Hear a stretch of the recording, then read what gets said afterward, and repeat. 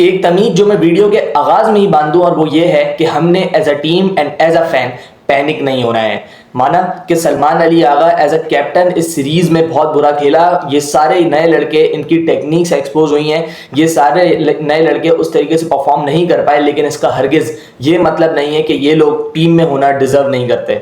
इसका हरगिज ये मतलब नहीं है कि आप रिवर्स गेयर लगा के फिर से वो उन्हीं लड़कों की तरफ चले जाएं जिनके होते हुए आपसे 120 बॉलों पे 120 नहीं बने थे, जिनके होते हुए आप 2 वर्ल्ड कप्स के फर्स्ट राउंड से भी बाहर हुए, आप चैंपियंस ट्रॉफी के फर्स्ट राउंड से भी बाहर हुए, जिनके होते हुए आप अफगानिस्तान से भी हारे, जिनके होते हुए आप जिम्बाब्वे से भी हारे, और सबसे बढ़कर जिनके होते हुए आप यूएसए जैसी टीम से भी हारे।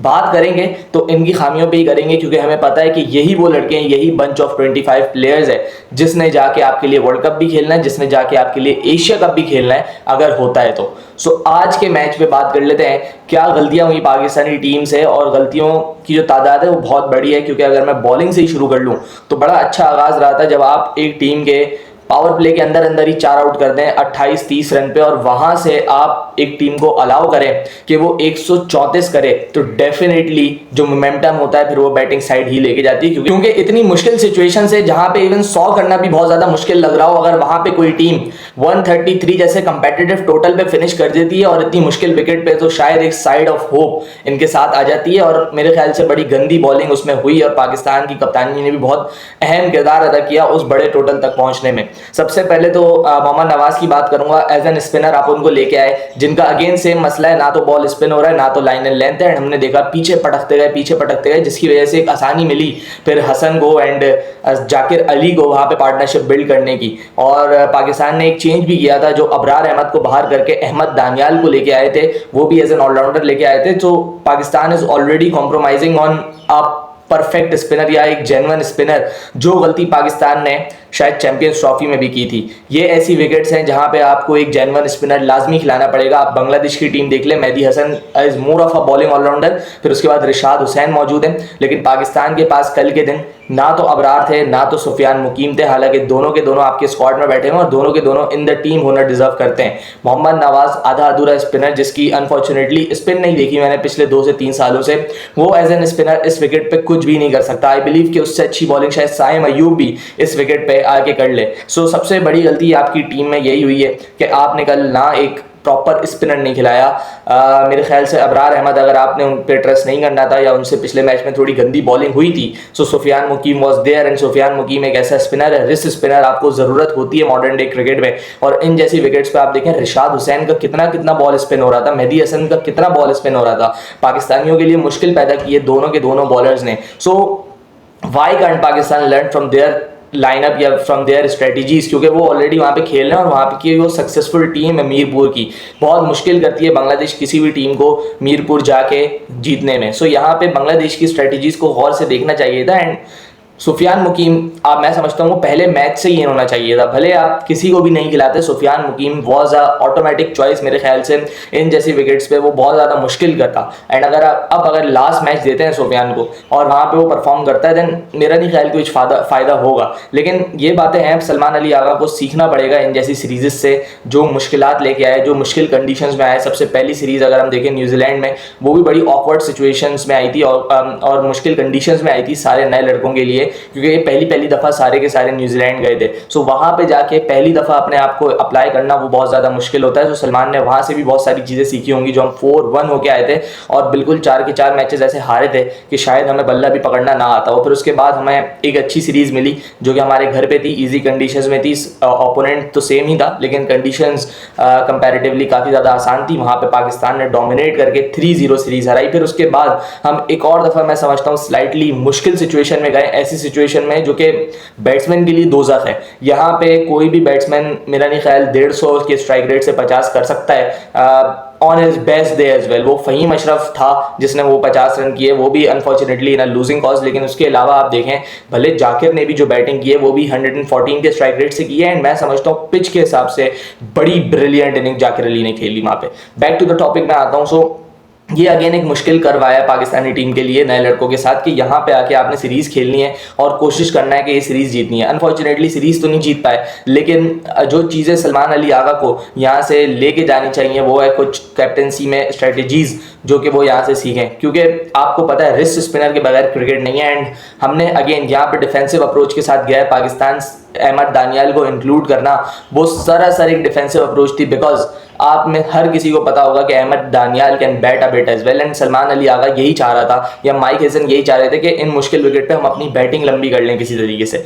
लेकिन जब तक आप 134 रन लगवाएंगे इस विकेट पे आपको मुश्किल होगी, ये बात आप याद रखें। बांग्लादेश का हाल ये आज से नहीं है, ये बांग्लादेश का हाल कुछ 10 सालों से इसी तरीके का ही है। एंड मेरे ख्याल से अगर इतनी ही विकेट ख़राब थी तो आपको उस हिसाब से प्रिपेयर भी करना चाहिए था। विकेट का एक्सक्यूज़ देना या कंडीशंस का एक्सक्यूज़ देना ये कोई इंटरनेशनल स्टैंडर्ड्स वाली बातें नहीं है। एज अ इंटरनेशनल टीम आपको इस हिसाब से प्रिपेयर करना चाहिए था एंड यहाँ पे परफॉर्मेंस देनी चाहिए थी। There is no doubt about it. लेकिन मैं समझता हूँ कि बायलैटरल सीरीज़ जो होती हैं वो try and test and experiment के लिए ही होती हैं। मैं समझता हूँ ऐसी सीरीज़ आना ज़रूरी थी पाकिस्तान के लिए, क्योंकि ये यहाँ से एक बहुत बड़ा लर्निंग कर्व है कि हमारी टीम अभी भी बहुत सारे लूप होल्स हैं इसके अंदर। जब हमें मुश्किल विकेट्स मिलें हमारी टीम एक्सपोज हो सकती है। सो इससे हमें सबसे बड़ी बात ये साबित होती है कि सलमान अली आगा का रोल एज अ बैट्समैन भी बहुत ज़्यादा इंपॉर्टेंट है, क्योंकि वो एक वाहिद बैट्समैन है जो कि technique wise after Saim Ayub वो टेक्निक वाइज पूरा बैट्समैन है सलमान अली आगा। एंड आप देखें आपकी टीम में जितने भी लड़के हैं, बीट फ़खर जमान से लेकर हसन नवाज तक, सारे के सारे ये वो लड़के हैं जो बॉल को बहुत हार्ड मारते हैं। लेकिन सलमान की अगर मैं बात करूं वो प्रॉपर बैट्समैन है, सो उसकी जिम्मेदारी इन जैसी कंडीशन में बहुत ज़्यादा बढ़ जाती है, उससे एक्सपेक्टेशंस बहुत ज़्यादा बढ़ जाती हैं। लेकिन अनफॉर्चुनेटली दोनों मैचेस में, एक मैच में आप बहुत गंदी शॉट मार के आए एंड ये वाला जो मैच था कल वाला, यहाँ पे आपने जब 22 बॉलें ले ली थी तब आपको काम रहना चाहिए था अंडर प्रेशर, आपको इस इनिंग्स को लंबा करना चाहिए था। एंड मैं समझता हूँ अगर यहाँ पे सलमान इवन 15 ओवर तक भी खेलता तो ऑटोमेटिकली शॉट्स लगना शुरू हो जाते, क्योंकि फ़हीम ने भी तो आगे मारा ना, फ़हीम ने भी आगे खेला, फ़हीम ने भी अच्छी इनिंग्स खेली, ऑलमोस्ट ही pulled it off for Pakistan. So why not Salman Ali Agha would have stayed there, क्योंकि ज़रूरत थी पाकिस्तान को। अनफॉर्चुनेटली जब आप 21 बॉलें ले लें तो उसके बाद इतना गैर जिम्मेदाराना शॉट मार के आउट होना ये कोई तुक की बात नहीं है। एंड फिर बैटिंग जिस तरीके से की सलमान ने, इन्हें शेल चले गए अगेन, टैप टैप टैप करने के चक्करों में एक बॉल भी बल्ले पे नहीं आ रहा था। मेरे ख्याल से थोड़ा सा पॉजिटिव रहते, सिंगल डबल एटलीस्ट वो निकालते रहते। सो इतना जो प्रेशर चढ़ा पाकिस्तान के ऊपर वो ना चढ़ता, क्योंकि 134 जो रन है वो अगर हम देखें तो कंपैरेटिवली कुछ भी स्कोर नहीं है यहाँ पे। लेकिन अगर आप पहले 10 ओवर में सिर्फ और सिर्फ 30 रन करेंगे और अपनी 6 विकेट्स देंगे तो वो 134 भी फिर 200 जितना ही लगेगा, स्पेशली इस जैसे विकेट पे जहाँ पे नए बैट्समैन के लिए हमेशा मुश्किल होती है। ये विकेट आपको मैं बता रहा हूँ, जो बैट्समैन यहाँ पे टाइम गुजार ले फिर उसकी जिम्मेदारी है कि वो उसको लंबा करे, लेकिन अनफॉर्चुनेटली ऐसा नहीं हो रहा। सलमान अली आगा आपने 21 बॉलें ले ली थी, देन जिम्मेदारी थी सलमान की कि उस मैच को ओवर द लाइन लेके जाए, पाकिस्तान को सीरीज़ में जगा के रखे। एंड ये ऐसा मौका था क्योंकि ये एक सीरीज़ डिसाइडर भी आप इसको कह सकते हैं। लेकिन अब अगर हम देखें तो Pakistan will play a dead rubber, और अगर पाकिस्तान इवन इसमें परफॉर्म भी करता है या लड़के इसमें परफॉर्म भी करते हैं सो लोग इतनी हाईलाइट नहीं करेंगे उन परफॉर्मेंसेस को, क्योंकि जो सारा प्रेशर था सीरीज़ वाला वो उतर चुका है। यहाँ पे आप हार चुके हैं सीरीज़ यहाँ पे। So against having said that मैं यही बोलूँगा कि इनको थोड़ा सा टाइम हमें देना चाहिए, क्योंकि टीम मेरे ख्याल से अभी भी ट्रांजिशन पीरियड में मौजूद है। और मैं समझता हूँ कि ये सीरीज़ के बाद जो आपकी वेस्ट इंडीज़ की सीरीज़ है उसके बाद एक अफ़गानिस्तान की सीरीज़ है, ये दो सीरीज़ पाकिस्तान ले ले, लेकिन उसके बाद पाकिस्तान की परफॉर्मेंसेज आनी चाहिए। और मैं समझता हूँ कि अब जो भी लड़का खेल रहा है वो अपने नंबर पे खेल रहा है, तो शायद नंबर वाला एक्सक्यूज़ जो है वो बाहर हो गया है एक माइंड से, क्योंकि फ़खर जमान भी आप देखें बिल्कुल अपने नंबर पे बैटिंग कर रहे हैं। एंड फ़खर के होते हुए मैं नहीं समझता कि पाकिस्तान को किसी और बैट्समैन की ज़रूरत है जो एक्सपीरियंस के नाम पे आप पुश फॉरवर्ड कर रहे हैं, क्योंकि Fakhar Zaman himself is a very very experience player. लेकिन फ़खर को जिम्मेदारी लेनी पड़ेगी यहाँ से। फ़खर जमान भी इवन 10 साल से क्रिकेट खेल रहे हैं पाकिस्तान के लिए, लेकिन अगर अभी भी वो इम्पैक्टफुल परफॉर्मेंसेज नहीं देंगे सो आई डोंट नो कब देंगे। लेकिन फ़खर अभी आप देखें कि पिछले मैच में रन आउट हुए और इस मैच में बड़ी गंदी बॉल पे गंदा शॉट मारते हुए आउट हुए। मेरे ख्याल से Fakhar was looking again aggressive, वो चाह रहे थे कि पावर प्ले डोमिनेट करें, लेकिन फ़खर को भी जिम्मेदारी लेनी पड़ेगी यहाँ पे। जब फ़खर देखें कि विकेट्स गिर रही हैं सो फिर उनको अपना मोड चेंज करना पड़ेगा, जैसे उन्होंने T20I नंबर 1 में किया था। फ़खर पे बहुत ज़्यादा रिलायंट है पाकिस्तान की ये टीम, हमें अंडरस्टैंड करना पड़ेगा। फिर उसके बाद अगर मैं बांग्लादेश की बॉलिंग की बात करूँ सो वो टॉप नॉच थी। हम बात कर रहे हैं पाकिस्तान की बैटिंग की, उसमें हम लोगों ने बोला कि बड़ी गंदी बैटिंग की पाकिस्तान ने, लेकिन उससे बढ़कर बांग्लादेश की जो बॉलिंग थी वो कमाल बॉलिंग थी। आप देखें किस तरीके से गुड लेंथ पे उनके फास्ट बॉलर्स ने हिट किया है। इस विकेट पे पाकिस्तान के फास्ट बॉलर्स भी बॉलिंग कर रहे थे, सलमान मिर्ज़ा ने भी की, फ़हीम ने भी की, अहमद दानियाल ने भी की, लेकिन किसी बॉलर का उस तरीके से बाउंस नहीं निकला जिस तरीके से बांग्लादेश बॉलर्स का बाउंस निकला इस विकेट से। किसी बॉलर का पाकिस्तान में सीम मूवमेंट नहीं दी इस विकेट ने उसको, लेकिन तंजीर हसन तमीम को सीम मूवमेंट मिली यहाँ से, लेकिन यहाँ पे शरीफुल इस्लाम ने स्विंग करा के बाउंस एक्सट्रैक्ट किया। सो आपको तारीफ करनी पड़ेगी स्पेशली इनके फास्ट बॉलिंग यूनिट की। आप भले जितना बोलते रहें कि इन लोगों ने स्पिन फ्रेंडली कंडीशंस बना दी या खड्डे बना दिए यहाँ पे बिल्कुल लाके, लेकिन आपको ये बात एक्सेप्ट करनी पड़ेगी कि आपको जो हराया है, आपकी जो बैकबोन तोड़ी है, वो इनके फास्ट बॉलर्स ने ही तोड़ी है। और मैं समझता हूँ कि जब भी ऐसी मुश्किल कंडीशंस आती हैं सो पाकिस्तान के जो करंट बैटर्स हैं वो थोड़े से स्ट्रगल करते हैं, एंड अगेन इन जैसी कंडीशंस में सलमान का रोल बहुत ज़्यादा इम्पॉर्टेंट है।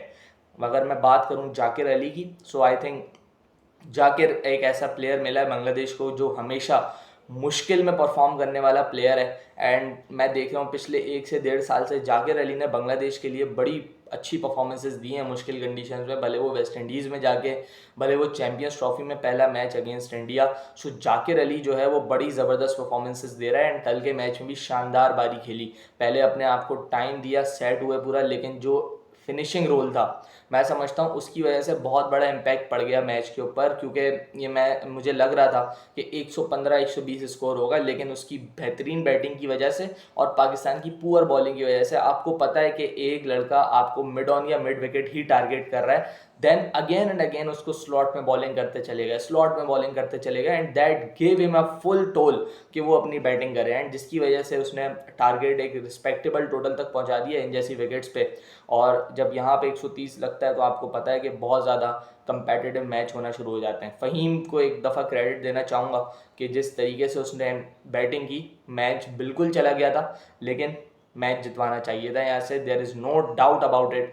मैं यही सोच रहा था कि जब आपके 7 बॉलों पे 13 रन रह गए थे, मुझे लग रहा था कि अगर इस बॉल पे छक्का आ जाएगा तो मैच सीधा हो जाएगा, लेकिन मेरी बैक ऑफ द माइंड एक चीज़ भी चल रही थी, अगर फ़हीम आउट हो गया यहाँ पे सो ये मैच चला भी जाएगा पाकिस्तान से। सो वो इतना बड़ा मैच बॉल था जो कि रिशाद हुसैन ने जीत लिया, थोड़ा बॉल लो भी रहा and Faheem got out on this ball, लेकिन मैं समझता हूँ कि अगर फ़हीम रहता लास्ट ओवर तक पाकिस्तान जीत जाता मैच, एंड थोड़ी अक्लमंदी से अगर अहमद दानियाल भी बैटिंग कर लेता तो भी Pakistan would have von this game. 5 बॉलों पे 9 रन आई थिंक तो डबल डबल से भी हो जाता है, लेकिन क्या कह सकते हैं, नए लड़के हैं, आई थिंक थोड़ा सा टाइम देना चाहिए पाकिस्तान को। लेट्स सी ये लड़के वेस्ट इंडीज़ में जाके क्या करते हैं जो इनको प्रॉपर बैटिंग कंडीशंस प्रोवाइड करेगी फ्लोरिडा की विकेट्स। सो वहाँ पे देखना पड़ेगा कि इनको वहाँ की परफॉर्मेंस कैसे रहती है। और आज India versus England 4th test start होने वाला है, सो एक क्रिकेट फीस्ट चल रहा है और जिसमें बहुत मज़ा आ रहा है। सो जुड़ेंगे उसकी वीडियो के साथ, जब तक के लिए अपना ख्याल रखिएगा। अल्लाह हाफिज़।